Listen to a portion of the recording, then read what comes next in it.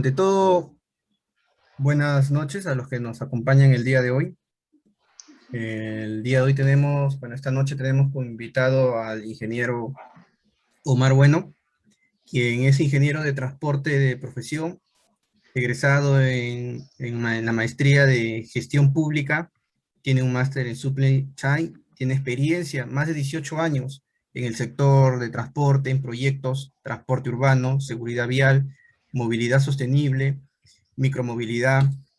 Ha laborado en el ámbito público y privado, como también ha destacado en labores como en el Congreso de la República, en el Ministerio de Transporte y Comunicaciones, en las municipalidades, en las industrias de consumo masivo, industrias de consumo de servicios, minería, construcción y transporte por carreteras. Buenas noches, Omar, ¿cómo estás? ¿Cómo estás, André? Muy buenas noches.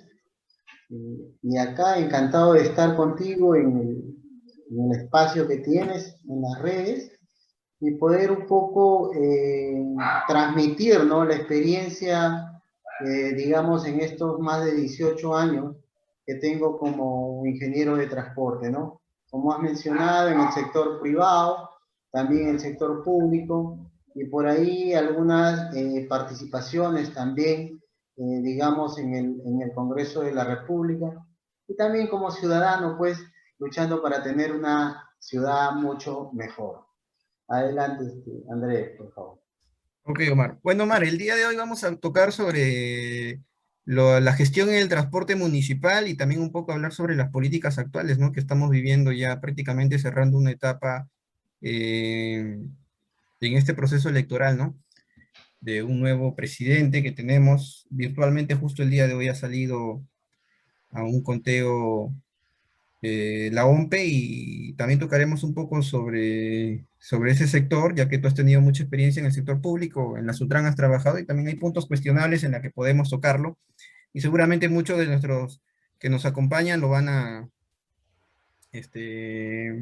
poder conocer un poco esta situación, ¿no? Que a veces nos deja con incertidumbre y también nos deja muchas polémicas que podemos el día de hoy despejar. Bueno, sabemos, Omar, que tú trabajas actualmente, bueno, para los que no lo he mencionado con exactitud, ahorita estás trabajando en Huacho, en un gobierno municipal, y has tenido mucha experiencia en el tema municipal, en tanto provincias, en distritos, has tenido cargos también,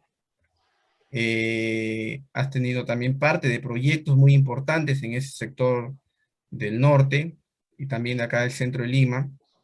Y queríamos empezar esta pequeña entrevista, sin mucho comentarios respecto al tema de la gestión municipal en el tema del transporte. Sabemos de que en en todas las municipalidades, manejamos un presupuesto al que nosotros, bueno, como todos ciudadanos desconocemos, ¿no? Yo como un ciudadano común y corriente en mi distrito, pues siempre me queda la incertidumbre de qué pasa con el presupuesto, cuáles son las gestiones, y más aún, bueno, como yo soy ingeniero de transporte, en qué se derivan estos montos y cómo se maneja la situación dentro de una municipalidad, ya que en muchas ocasiones no visualizamos mucho, ¿no? Estos cambios, estas mejoras. En proyectos tal vez sí, pero en correcciones, por decirlo así, de señalizaciones, de tránsito, transporte, no lo podemos mucho visualizar, ¿no? ¿Nos podrías explicar brevemente, tal vez, ¿no? Sé que tú no eres de la parte económica, porque no eres economista, eres ingeniero de transporte, pero brevemente, ¿cómo se maneja esto o hasta dónde ha llegado el alcance en tu experiencia en las municipalidades? André, mira, uno de los puntos que nosotros tenemos, digamos, participando en una gerencia de transporte, y no solamente es en Huacho. Bueno, quería aclarar que estoy ahora por el distrito de Chancay, digamos la provincia de Huaral, departamento de Lima, ¿sí? Y bueno, y normalmente el tema de, digamos, de los presupuestos, eh, muchas veces no se dan. Es decir, tú tienes un presupuesto aproximado para el año siguiente, no sé, de 100.000 soles, y muchas veces hay otras prioridades, ¿no?, dentro de la institución. Entonces, lo que pasa es que se va dando mes por mes, ¿no? Se va haciendo modificaciones según la necesidad mensual que tú puedas tener. Por ejemplo, si yo necesito para el próximo mes, ¿no?, para hacer el mantenimiento a las vías, el pintado, este mes posiblemente cuando lo requiera no tengo ni un solo en mi presupuesto. Pero para poderlo obtener es posible que tenga que hacer una modificación presupuestaria al POI, ¿no? Y, digamos, poder obtener esa cantidad necesaria para realizar, pues, el pintado o el mantenimiento de la vía, porque como tú entenderás, hay muchas personas, muchos ciudadanos que están constantemente, pues, solicitando mejoras en sus vías o en sus calles, ¿no? Entonces, básicamente, esa es una de las falencias que tenemos como ingenieros de transporte cuando somos parte de una gerencia o digamos de un área de transporte, el tema presupuestario, ¿no? Es bastante limitado. Y lamentablemente, déjame decirte que el tema de transporte dentro de las municipalidades, tanto provinciales, distritales, es más, de los gobiernos regionales, es bastante complicado. El tema de transporte es bastante complicado porque lamentablemente los transportistas año a año vienen, ¿no? De alguna manera politizando con las autoridades el tema de la gestión de transporte, ¿no? Lamentablemente es así, se politiza, ¿no?, por una u otra necesidad, ¿no?, de ambos, ¿no? No solamente del que va a la cabeza a una institución municipal, sino también del transportista, ¿no? Porque, digamos, necesita un espacio dentro de una calle, una calzada, y la autoridad, por una u otra situación, le cede el espacio. Y eso nos conlleva a desordenar las vías. No solamente digamos, las provincias de Lima, sino también a nivel nacional tenemos ese problema, ¿no?, de la congestión, del caos, lógicamente en una más que otra. Pero esa situación se da porque lamentablemente politizamos el tema del transporte y no cumplimos con la norma que tenemos.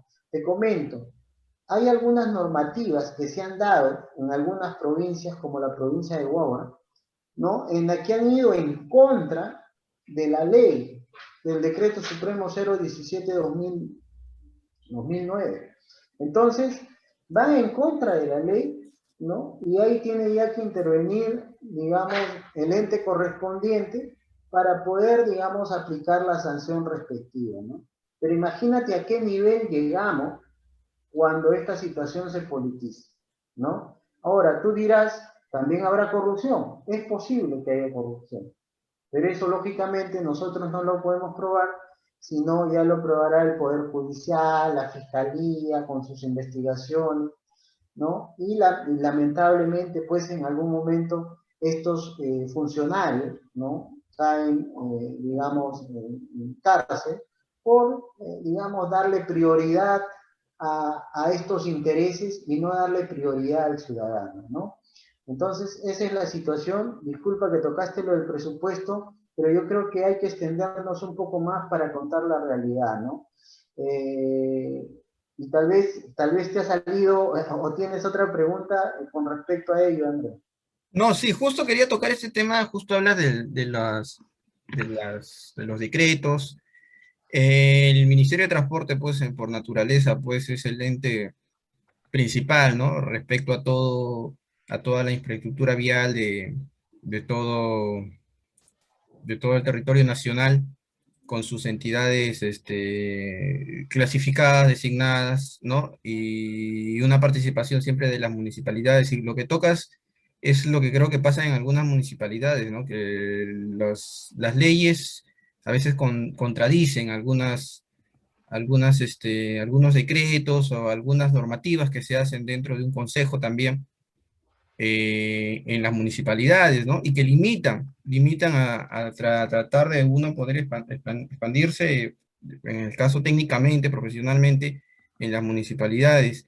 Hoy en día, bueno, pues para no ver este tema de la pandemia que estamos viviendo, ¿no? Justo en la actualidad, las municipalidades toman un rol un poco diría yo, y corrígeme en esto, desorientado respecto a esta pandemia, porque, bueno, sabemos que el transporte público se está basando a los nuevos cambios, a las nuevas necesidades, bueno, de este virus que hoy en día lo tenemos no solamente aquí en el Perú, sino a nivel mundial, y de que los vehículos de transporte ya llevan unas condiciones. Lamentablemente, pues tenemos a la Sutran, a los fiscalizadores, designados, bueno, acá en Lima, y me comentarás allá cómo es la situación, para poder ver una regularización y que se cumplan estos protocolos de la mascarilla, el facial, el cumplimiento del aforo vehicular. Mi pregunta es, allá o en el distrito donde laboras, ¿tienen una participación particular o también dependen del Estado? De repente hay contradicciones que no pueden llevar a una conducción correcta, ¿no? De lo que nosotros quisiéramos que se cumpla, ¿no? Que, bueno, que en Lima no se cumple, lo veo visualmente, no lo he visto allá, pero quiero que nos comentes esto, ¿no? ¿Cómo son las gestiones ahí? Mira, entiendo que lo que comentas es sobre los protocolos de bioseguridad, ¿no? Si bien es cierto, hay hasta ordenanzas en casi todas las ciudades, ¿no? Sobre los protocolos que debe cumplir, digamos, las empresas que prestan el servicio de transporte público, ¿ya? Tanto en vehículos mayores como en vehículos menores. Eh, Ello se ha estado cumpliendo a cabalidad los primeros meses, ¿no? Hoy algunos lo aplican, algunos ya no lo aplican, ¿no? Y es justamente por lo que te decía anteriormente, ¿no? El tema de la politización. Pero ahí, como tú también señalas, nosotros perdemos lo que es digamos, la idea hacia el ciudadano, ¿no? Porque como hemos visto, pues en esta pandemia muchas personas han perdido la vida, se han enfermado o siguen enfermos, y las autoridades, pues lamentablemente han descuidado ese punto. No han, digamos, presionado de alguna forma, ¿no? O fiscalizado de alguna forma como se debería de ser, ¿no? Es más, han sido muy blandos en esa situación y hasta hoy se está dando y como te decía, hasta peor, ¿no? Porque ya muchos han dejado de, digamos, aplicar esa ordenanza o esa ley que se dio. Y lamentablemente, pues, eso nos conlleva, pues, a contagio,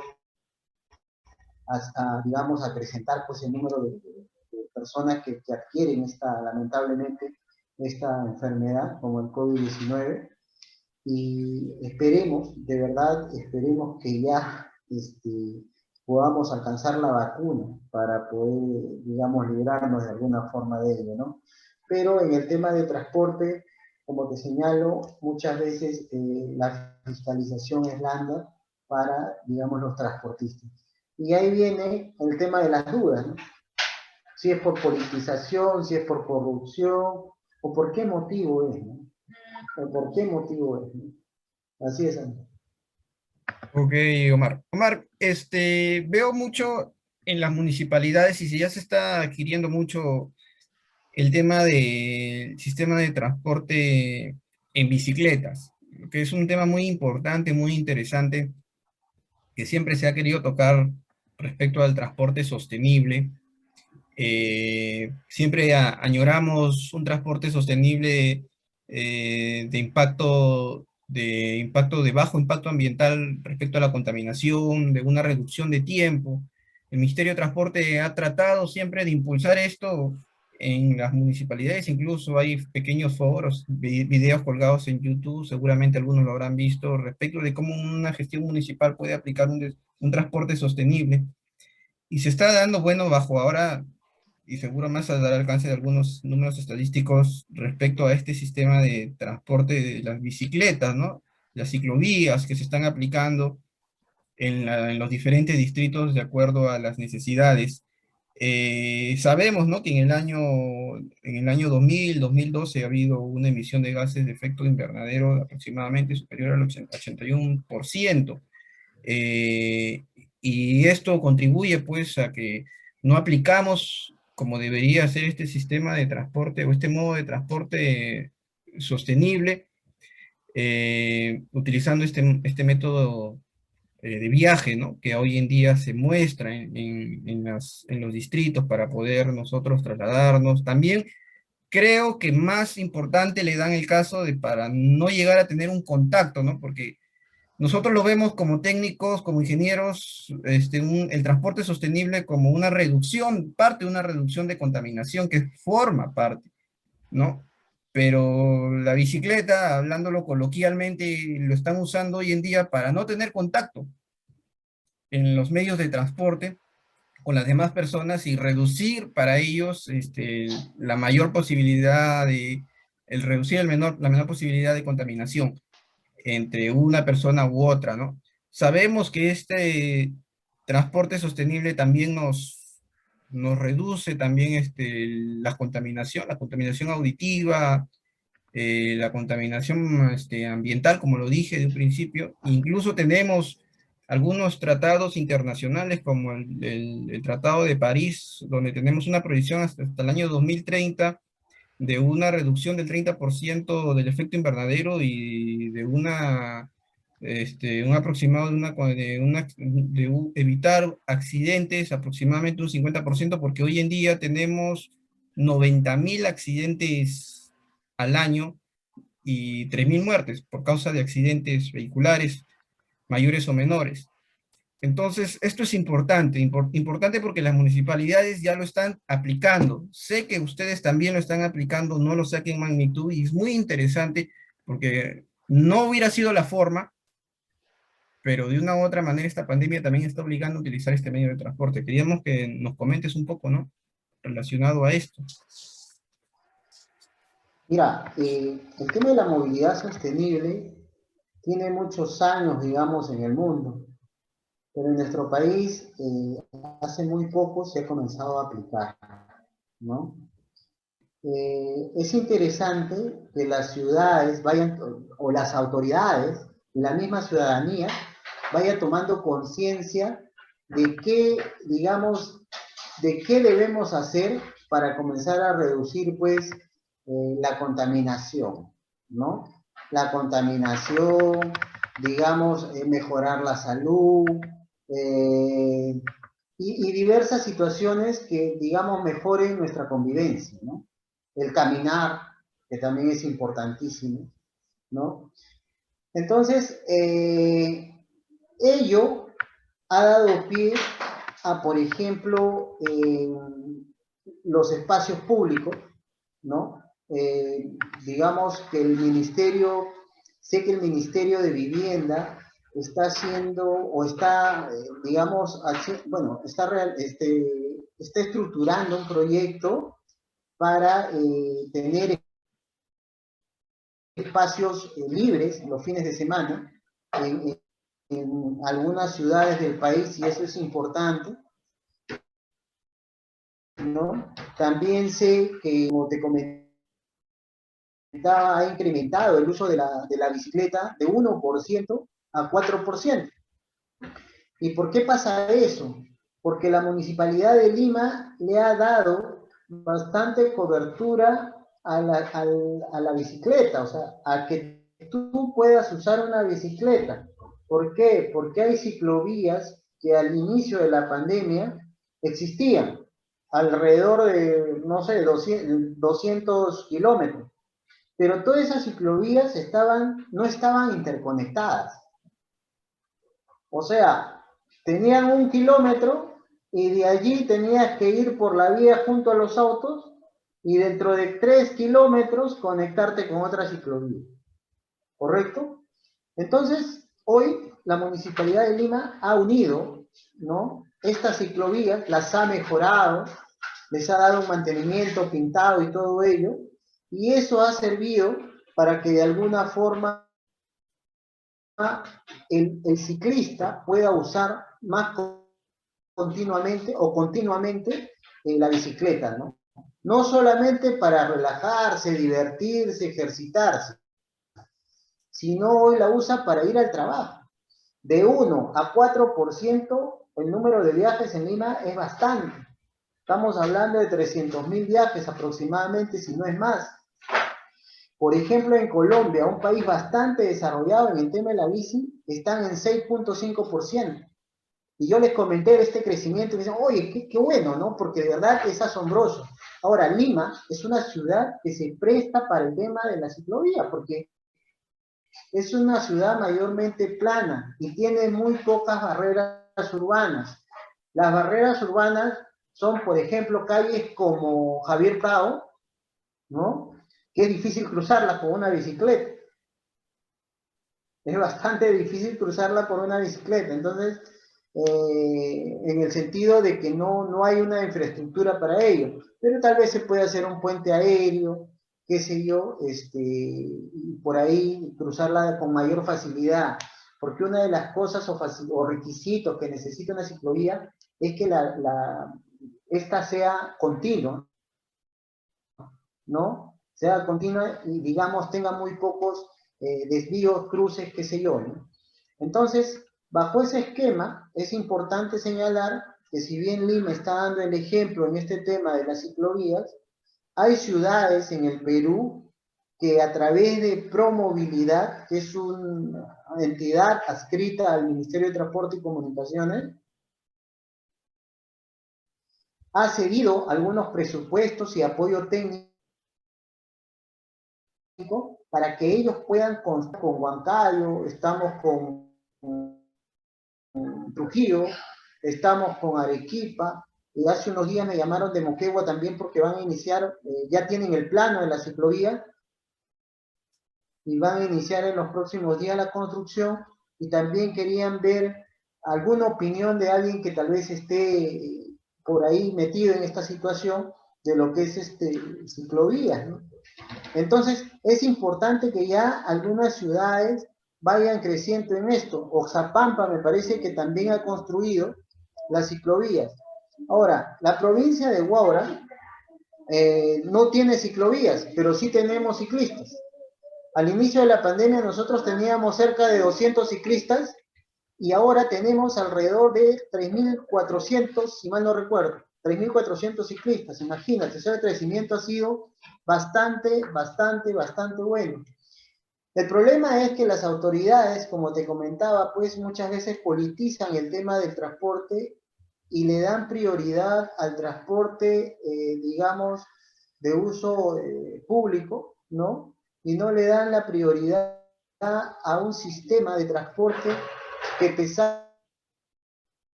¿no? En salud, no contamina, gastas menos en el transporte, porque tú para usar tu bici no gastas un sol. Pero sin embargo, si usas una mototaxi para ir y venir del trabajo, gastas alrededor de 6, 7 soles, dependiendo de dónde vivas.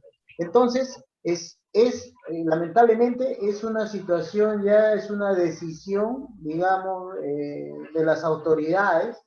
Igual, como te comentaba, en Chancay estamos pensando hacer pues los fines de semana recreativos por el tema de la bicicleta, y así como nosotros, hay muchas ciudades que también lo hacen, porque saben del interés que tienen los ciclistas. Acá hay un distrito que se llama Gualmay, y todas las semanas hace, digamos, visitas a espacios turísticos, ¿no? Sale desde Gualmay, que está cerca de Huacho, y lo hace, ¿no? 2, 3, 4, 10 kilómetros, 15 kilómetros, recorren los sábados.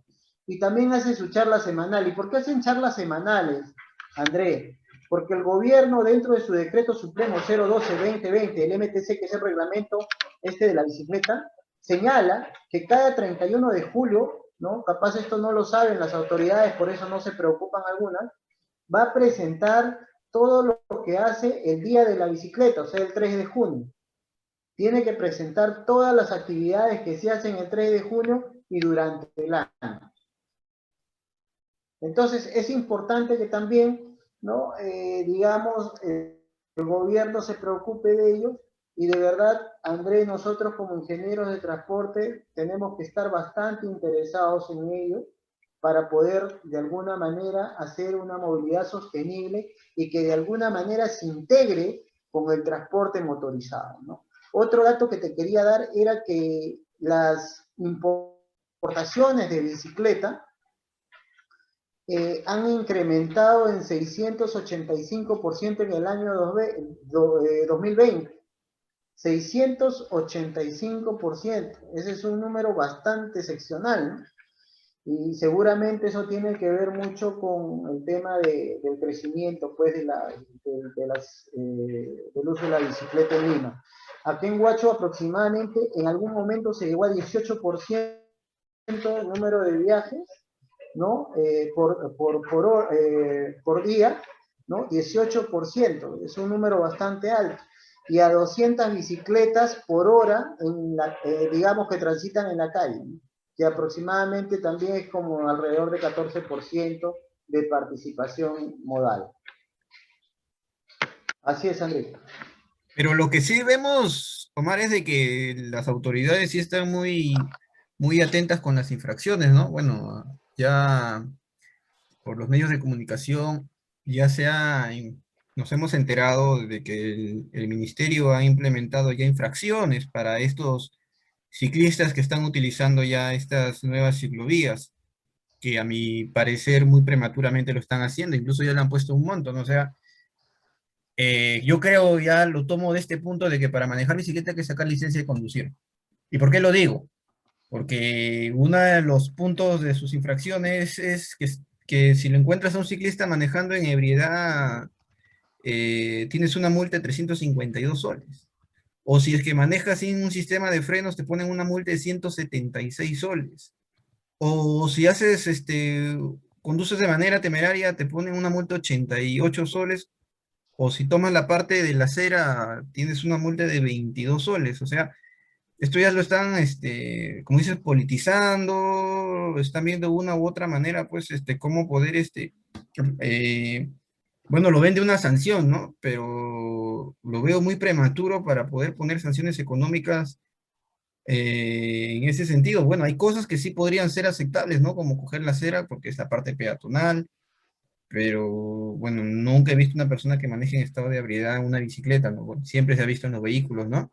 Y está bien que se apliquen las multas, por eso se quitan las licencias, pero se están aplicando infracciones ya muy, para mí, drásticas, sin hacer un piloto, ¿no?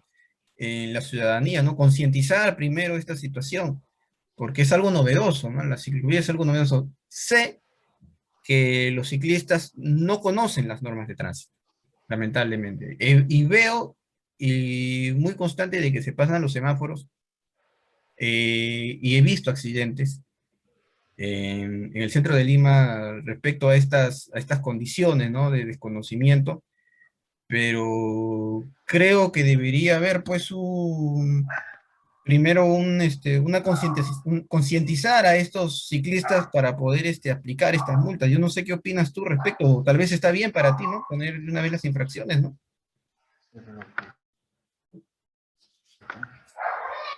Mira, te comento, con el decreto supremo 019-2021 del MTC, ya se ha ampliado el tema de infraccionar al ciclista hasta el 3 de septiembre de este año.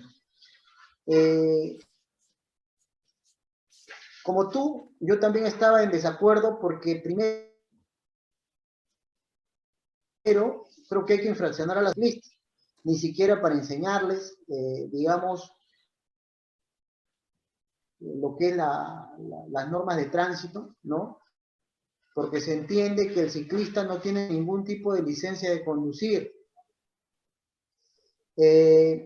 Gracias a Dios, el gobierno ha reaccionado en ese sentido y ha ampliado este decreto supremo y esperamos que en estos meses las autoridades, digamos los gobiernos locales, ¿no? Los gobiernos regionales, puedan ya comenzar a dar charlas sobre ello, ¿no? Sé que hay algunas municipalidades que conjuntamente con los grupos de ciclistas de sus ciudades o de Lima están ya iniciando pues estas campañas, estos cursos, estas charlas, ¿no? Pero sé que hay otras que sí no tienen ningún tipo de interés, como te señalaba, y para muchos el manejar bicicleta hoy día, más que preocupados por la sanción, es perder la vida, porque van en medio de todos los vehículos. No hay infraestructura para el ciclista, ¿no? Eh, yo te quería comentar que hace unos días he tenido conocimiento que el Congreso de la República ha aprobado una ley para que el ciclista que hace delivery, tú sabes que hay mucha gente hoy que está por necesidad seguramente, ¿no? Capaz se dedica a otras cosas, eh, pero hace el tema de delivery y el Congreso ha pedido que todo ciclista que haga delivery, ¿ya? Tenga SOAT, tenga inspección técnica vehicular, ¿no? Y el conductor tenga licencia de conducción.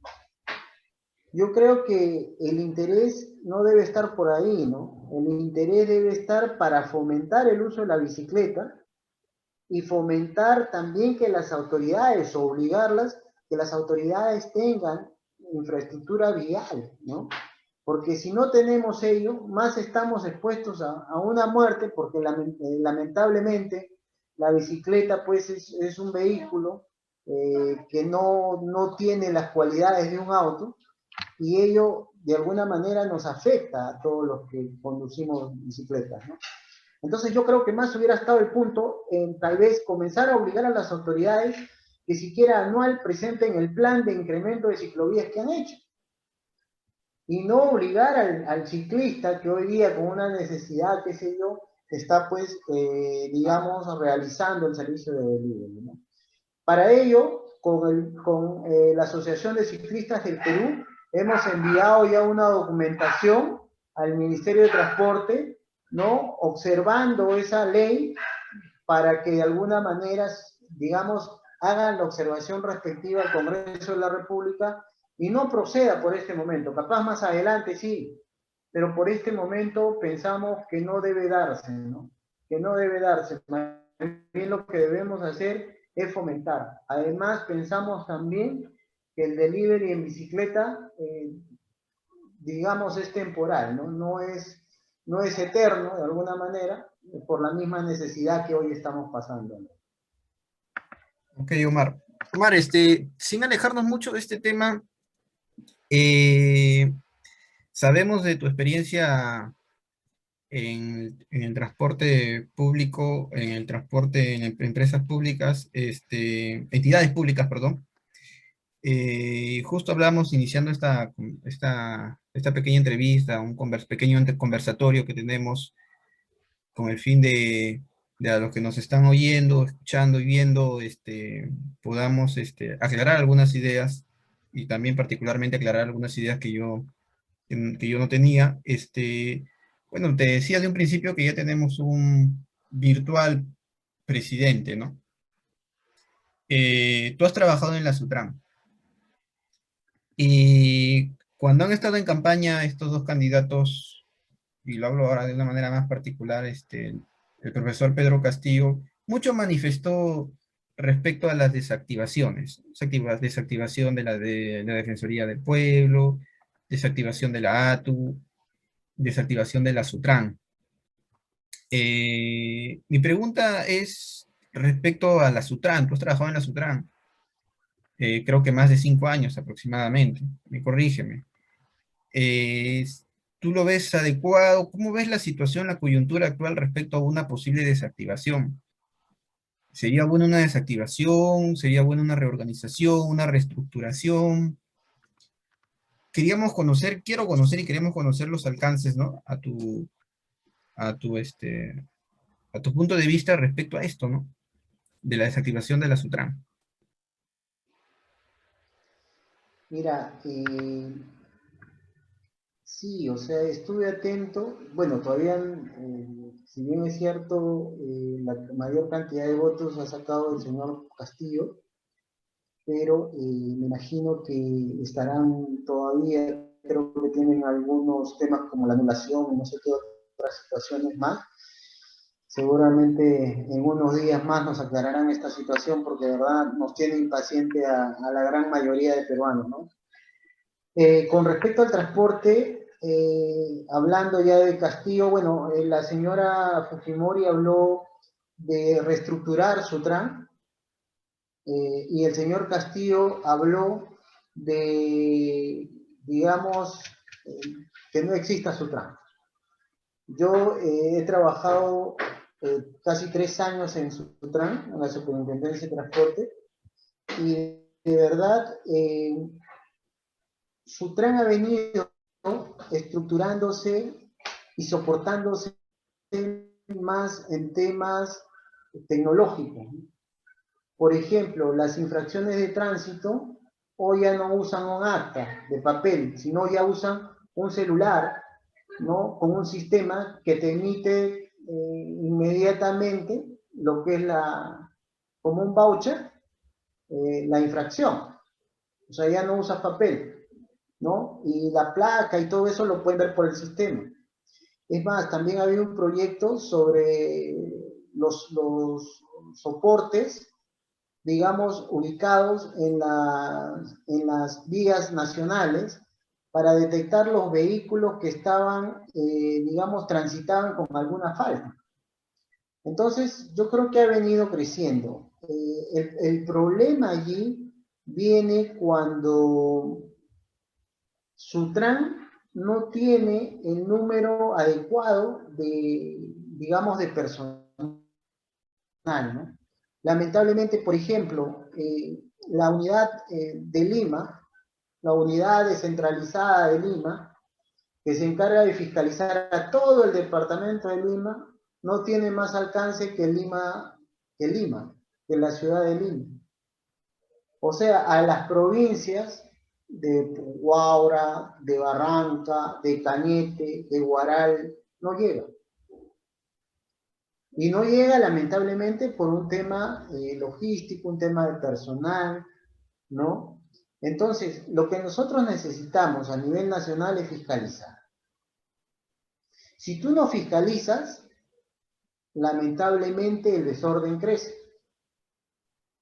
No solamente el desorden, sino también los indicios de corrupción. Entonces, esa situación se tiene que revertir. Hace unos días conversé con el equipo del señor Pedro Castillo, y no solamente me habló de Sutran, sino también de la ATU. Ujú. Y los dos casi tienen los mismos problemas, ¿no? En el 2016, cuando se dio la ley de la ATU, yo participé con el equipo digamos, del Congreso, ¿no?, la Comisión de Transporte del Congreso, en la comisión, que ellos tenían para esa ley, ¿no? Y una de las cosas en las que dudamos fue pues este tema del presupuesto, ¿no?, para que ellos puedan de alguna forma cumplir con lo que se le pedía, y también la idea era que sean como un ejemplo para las provincias a nivel nacional, porque justamente sabíamos de la politización que había a nivel nacional, ¿no? Entonces, como un ente independiente que pueda de alguna manera ser adscrito al Ministerio de Transporte y que no se politice, digamos, con los transportistas. Esa era la idea. Hasta hoy no se ha dado, es más, la ATU todavía no termina de completarse, y por eso todavía tenemos algunos problemas, ¿no? Lo que tú señalaste sobre accidentes y muertes, de verdad, eh, es un índice que hace poco lo leí con Sutran, ¿no? Estuve leyendo con ellos ese tema, y de verdad es importante ir reduciendo más ese nivel, ¿no? porque nosotros tenemos el diseño de acción que es sobre seguridad vial. ¿Y qué quiere ese diseño de acción? Quiere que se reduzca el 50%, digamos, las mortalidades. Y eso no lo hemos logrado. En algunos casos hemos reducido, pero no hemos logrado reducir ello. Entonces, para eso necesitamos fiscalización. Y no solamente a nivel nacional como ATU y Sutran, sino también en las municipalidades, digamos, los gobiernos locales, ¿no? Y también los gobiernos regionales, porque ellos también tienen la facultad, tienen tres facultades, ¿no? La de gestión, digamos, temas legales, ¿no? Y el tema de fiscalización. Si no aplican uno de ellos, pues lamentablemente pasa lo que está pasando en muchas ciudades, ¿no? Son endebles en una cosa y son, digamos, duros en otra, ¿no? O son endebles en todas, ¿no? Entonces, esas cosas pues son las que no, de alguna manera no debemos dejar pasar, más bien debemos fortalecer y llevar, digamos, un mejor control al transportista, ¿no? Así es ese Andrés. Ok, Omar. Omar, estimado Omar, mira, respecto a ese tema, es cierto, mucho se politiza la situación de las entidades públicas. Te comento brevemente, hace unas semanas hablaba con el ingeniero Roy Ventura, que fue congresista de la República, Así es, Roy. que participó también en el tema de la creación de la ATU. ¿No? Así es. Él Como es estuvo colega nuestro, lo en esa gestión, conocerás, estuvo él, ¿no? estuvo presente. Entonces me comentaba, ¿no? Me decía brevemente de que esta situación es porque estas entidades públicas, están llevadas mucho muy aparte de lo político, están llevadas mucho al derecho, que existen muchos abogados que ponen las limitaciones. Eh, Técnicamente no se puede ejecutar, no porque no se deba o no hay capacidad, porque capacidad incluso destacó mucho los ingenieros particulares de transporte y de muchas áreas que están especificadas en el tema, pero que muchos se llevan en el derecho, en el tema de los abogados. Hay un tema, también un problema de presupuesto, tú mismo lo has dicho, y que hasta el día de hoy se vive en las entidades, el subsidio económico de las entidades de transporte, que también hay un problema, y que la ATU también está viviendo internamente, y eso genera un recorte personal, y de esa manera, si tú recortas el personal, pues conllevas a que no lleves un monitoreo y un control como debería de ser, y creo que esto se puede reflejar también en la Sutran. Imagino que también deben tener algunos problemas de subsidio, y esto limita a tener a muchos, no tener muchos alcances y visiones respecto a lo que se quiere concretar, porque de una manera particular, Omar, yo creo que el transporte no puede ser cortoplacista, no puede ser en corto tiempo. El transporte es un proyecto a largo plazo que se debe de hacer de una manera continua, gestiones tras gestiones. No se puede limitar, luego continuar y otra vez limitar. Y eso es el tema de la política, ¿no? Que lamentablemente al politizar esto, pues tratan de no presentar proyectos de gestiones anteriores porque darían un espacio a personas que ya no están dentro ahorita de la gobernabilidad. Ese es uno de los puntos a los que yo llego a una conclusión de que porque algunas cosas no se pueden hacer, otras pueden ser por el presupuesto. Y bajo todos estos esquemas, bajo todo este circunloquio, hablamos también de una reforma de transporte que siempre lo comentamos los ingenieros y siempre añoramos y pensamos que algún día se va a dar. Tenemos en el Lima lo que es el tren, lo que es el metropolitano, lo que son los corredores complementarios, pero que al final no los tenemos muy bien graduados, muy bien concretados, se va a una dirección, luego en el sentido de que se quiere lograr algo, llega otra gestión, se va a otro lado, y lo vuelvo a repetir como se lo repetía a Roy, cuando tuve la entrevista al doctor Enrique Cornejo, y siempre se me ha quedado en la memoria esto, y esto es lo que yo no comparto, de que él me comenta y me dice, y está públicamente grabado, de que cuando fue ministro de Transporte dejó al que le iba a asumir, era el señor Elmer Trujillo. Y él me comenta y me dice, yo me he demorado, Cornejo me dice, yo me he demorado 4 años, 4 horas, perdón, 4 horas conversando con él, dándole ideas de cómo podía continuar este tema del tren, este tema del transporte, de los proyectos, para que él pueda ejecutar y obvio tomar sus ideas propias con su equipo técnico, que también seguramente hubiera tenido muchas ideas, creo yo, pero que al final me dice, lamentablemente me dice, me queda totalmente decepcionado porque después de haber conversado esas 4 horas con él, en sus 5 años, bueno, no estuvo los 5 años, pero en su gestión ni un punto lo tocó. Y, y de verdad me dice, me habría ahorrado esas 4 horas conversando con él porque al final no logró nada. No quiso hacer nada de lo que yo le propuse. Claro que no de esa manera como le dije, pero por lo menos un punto lo habría tocado, ¿no? Y esto es bajo el tema político, ¿no? De las gestiones, de los gobiernos, hasta de las, digamos, ni ideologías o pensamientos, creencias, ¿no? Que uno puede tener uno con otro, las rivalidades, de no continuar los proyectos que uno quiere o añora tener, ¿no? Para la ciudadanía. Lamentablemente los perjudicados somos nosotros, los pobladores, los ciudadanos, ¿no? De todo lo que pueda pasar políticamente de nuestros gobernadores. Mi pregunta es muy clara, muy concreta, respecto a esta reforma de transporte. ¿Cómo lo ves tú?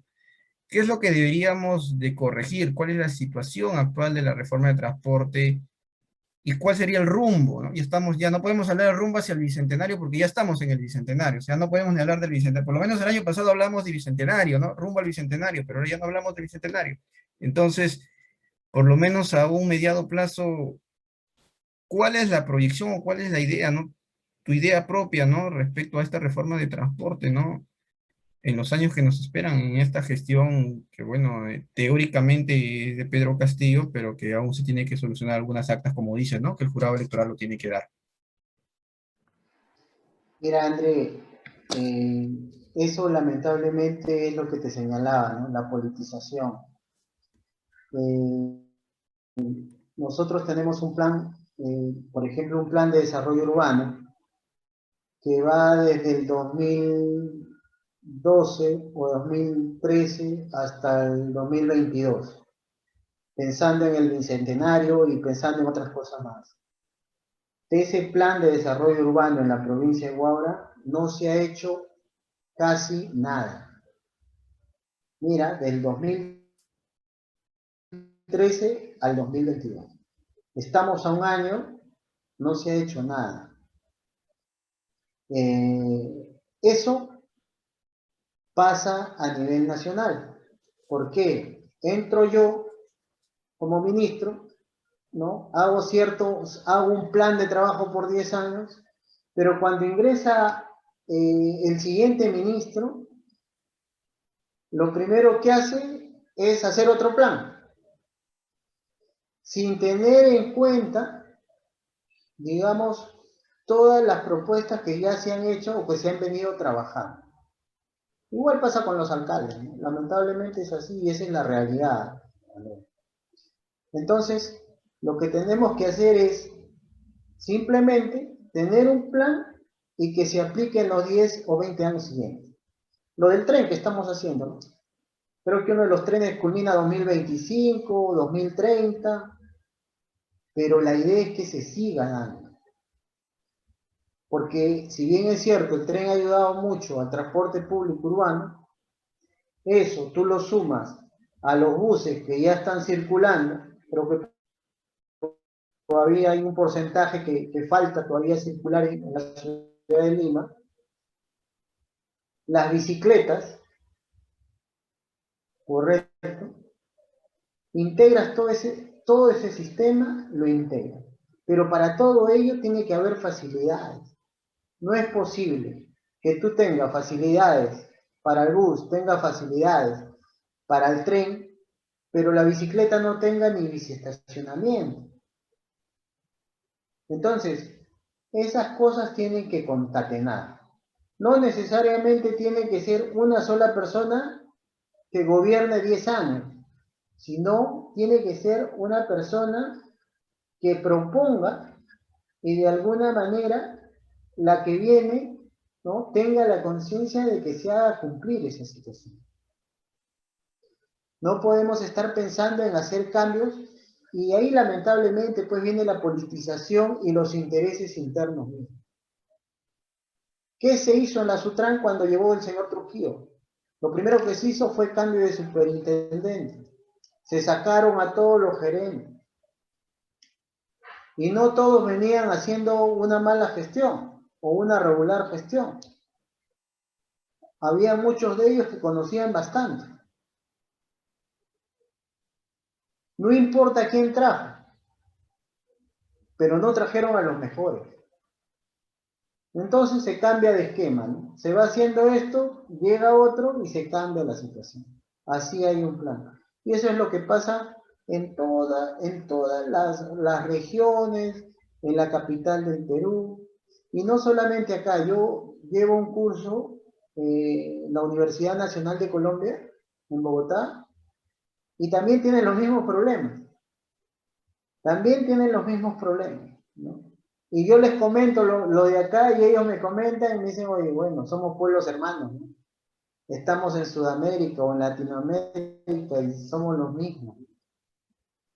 Entonces, André, acá hay un tema de voluntad, hay un tema de la misma voluntad, digamos, de la autoridad, ¿no?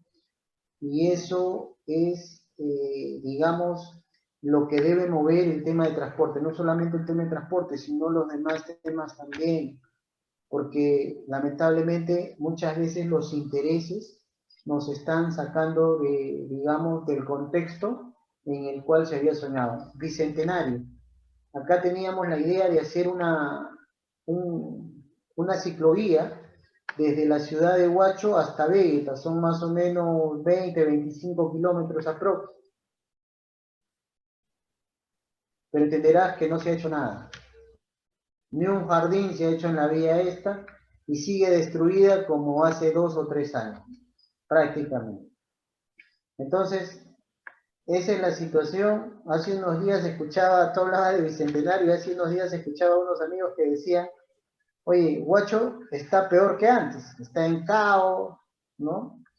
Y ya estamos en el Bicentenario y no se hizo nada. Está peor. El caos y el desorden es mayor.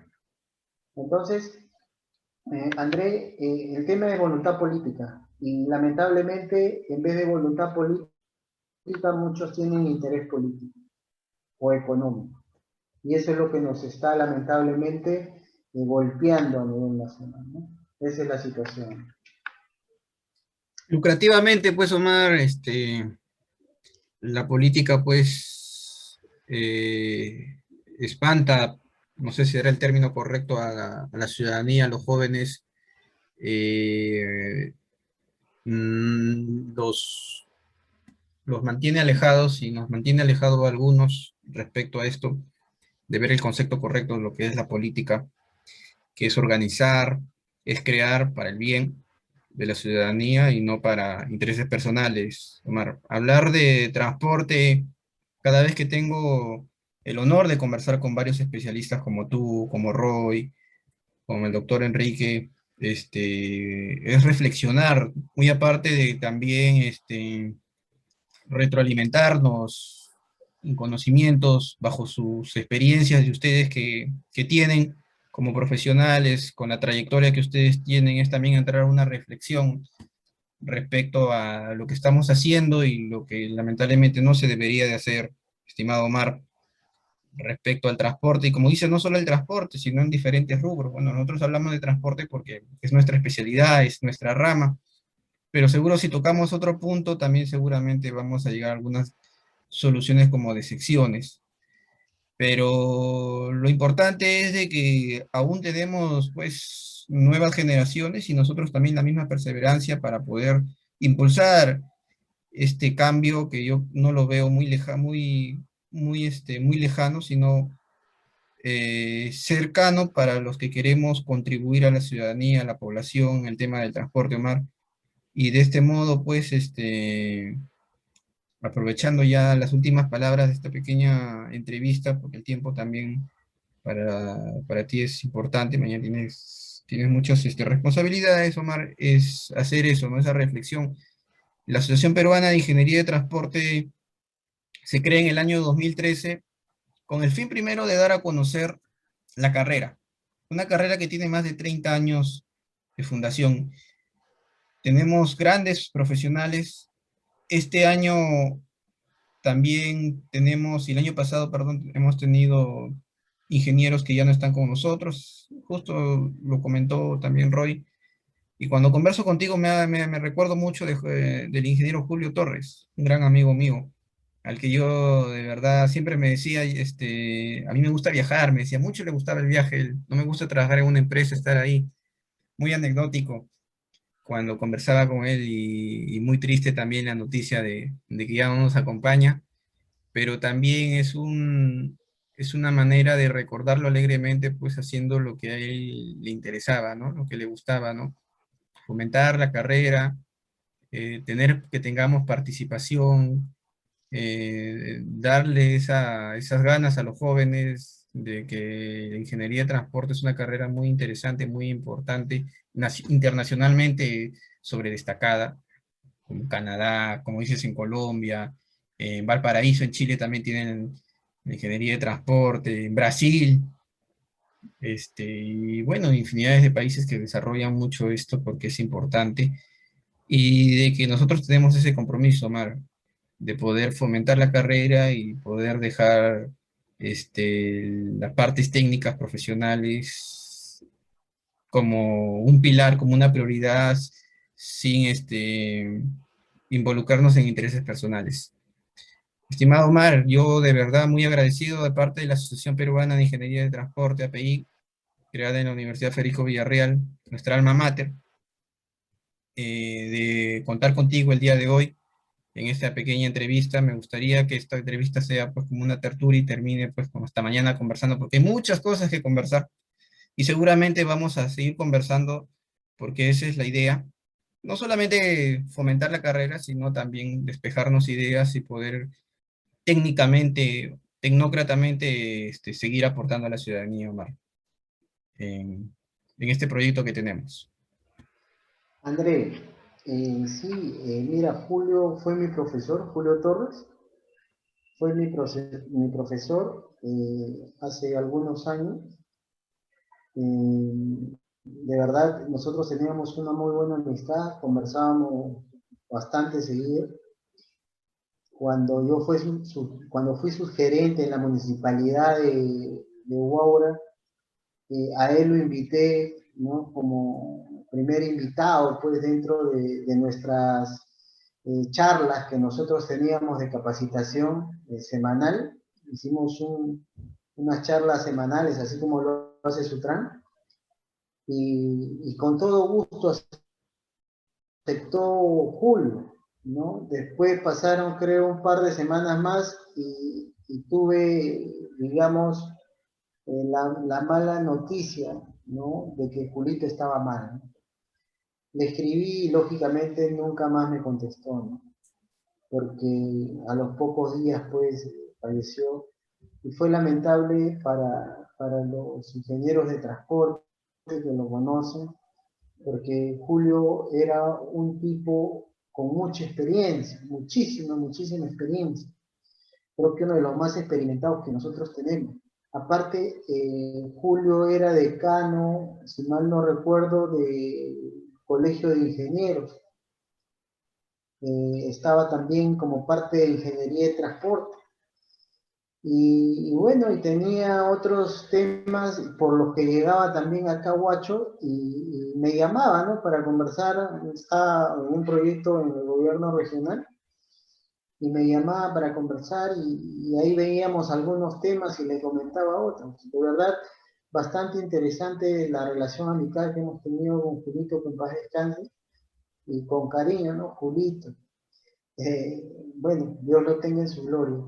Por otro lado, André, es importante que gente joven como tú pueda comenzar a, digamos, hacer conocer más a nivel nacional nuestra carrera, ¿no?